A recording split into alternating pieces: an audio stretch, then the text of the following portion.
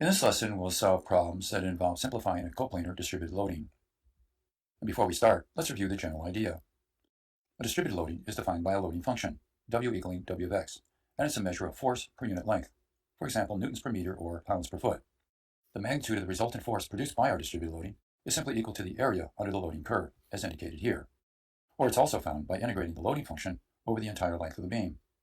The location of the resultant force can be determined by simply finding the geometric center, or the centroid, for our area shape. And that, of course, can also be determined by using this formula, integrating x times w of x dx over the length of the beam and dividing it by the resultant force. In other words, the integral from 0 to L of w of x dx. I'll show how to apply this formula in the last problem that we do. Most of the problems, though, will simply require finding areas under a curve and the location of the centroid for those areas. Let's begin with this basic problem, where we want to find the magnitude of the resultant force of this distributed loading and specify where it acts from point O. So essentially, we have our beam with our unknown distance d and our magnitude of force f of r. In order to get f of r, what do we have to find? Well, the area underneath this shape, correct? And we can do it easily if we break it into two segments. We'll consider a rectangle with a uniform load and then a triangular loading, where the height of the triangle right in here will be equal to 2 kilonewtons per meter. We'll begin by first finding the area underneath the rectangle, and that, of course, has a base of 6 meters and a height of 2 kilonewtons per meter. Now the area of the triangle. 1/2 the base, which is 6 meters, times the height, 2 kilonewtons per meter. If you work all this out, you get the answer. It's 18 kilonewtons. Where does it act? Well, right through the centroid of the triangle, which in this case is right in the middle of the beam, and the centroid of the rectangle, also in the middle. Therefore, the resultant force is 3 meters over from point O. All right, now let's solve this one. Here we have O. All right, now let's solve this one. Also in the middle. Therefore, the resultant force is 3 meters over from point O. All right, now let's solve this one. Here we have a beam with two different uniform distributed loads acting on it, and we want to find the resultant force on the beam and specify where it's located, measured from point O. So what would you do to solve it? Well, you'd have to break it into two different component loadings, wouldn't you? And find the resultant of each loading first. So here's our beam with the resultants from these two component loadings acting at some distances d1 and d2 away. So how would you find F1? You'd find the area underneath here, wouldn't you? In other words, it has a base of 2 and a height of 2. When you multiply this through, of course, you get your answer. And that's 4 kilonewtons. What about F2? What would that be? That's a base of 4 and a height of 5. Working this out, we get 20 kilonewtons. Now we need to locate them. What about F1?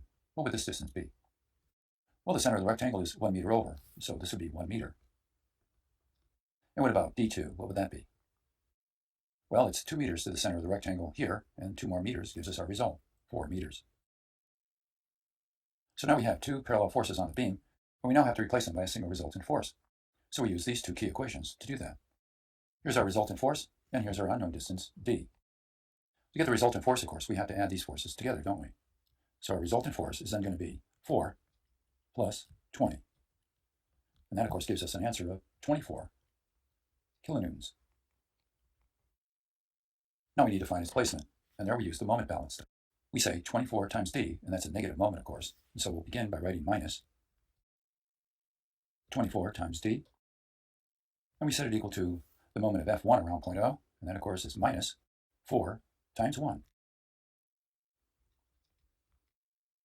And we have the moment of F2 around O, and that's equal to 20 times 4.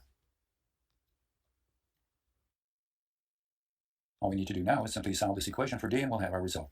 It comes out to be 3.5 meters. Okay, now let's solve this problem. One more of the same type that we were doing before. We want to find the resultant force on the beam and find out how far it acts from point O. So what would you do in this problem? You look at two different triangular loadings. So here's our beam with our two resultant forces, and we'll find these two forces first. To do that, of course, we have to find the area underneath each triangle, don't we? So for this one, we have 1/2 base of the triangle, which is 6, times the height, which is 8. And here we get an answer of 24 kilonewtons. Now the smaller triangle. 1/2 the base, which is 3, times the height, 8. And of course here we'll get an answer of 12 kilonewtons. Now we need to locate the forces. What about D1? What do you think it would be? Well, for the triangle, it's 1/3 of the way over from the base, and that means 1/3 of 6, or 2 meters over. So the answer, of course, would be equal to 4 meters. Now we need the location D2. From here all the way to here, how much would that be? Well, it's 1/3 of the way over from the base, so it's 1 meter this way. And if you take the 1 meter and add it to 6, you get the answer. It's 7 meters. Now we've located our two forces and we know their magnitudes. We'll apply these equations in order to get the resultant force location and its magnitude. We need to find D here. Let's first find the resultant force. And to do that, we add our two forces in the system, don't we? 24 and 12. And of course, that gives us 36 kilonewtons. Now we'll take the moment balance. We have minus 36 times D. And we set it equal to the moment of F1, which is 24, times D1, which is 4. That's a negative moment.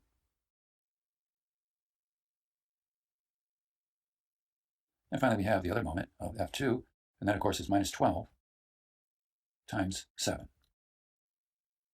And when you work through, you get the answer of 5 meters. And so that's how you solve the problem. Now finally, before we close the lesson, let's do a problem that involves integration. Here we want to find the resultant force on this beam when the loading function is described by this function right here. In order to do it then, we need to find the resultant force and the placement D. And we do that using these integration formulas. And so finding our resultant force, we have the integral from 0 to 1 of 3 x squared times dx. And what does that give us? 3 over 3 times x cubed, evaluated between 0 and 1.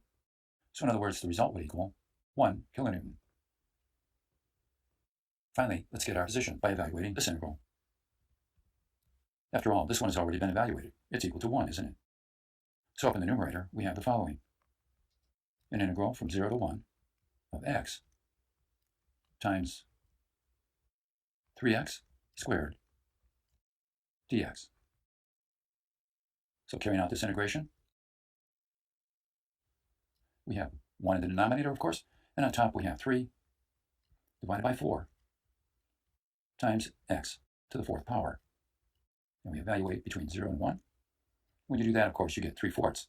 So the answer really comes out to be 0.75 meters. Of course, we can also get these same answers if we have a table with different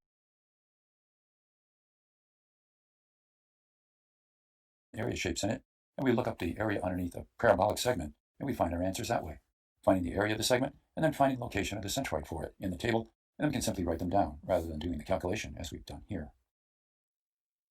And so having completed the problem, we'll end our lesson.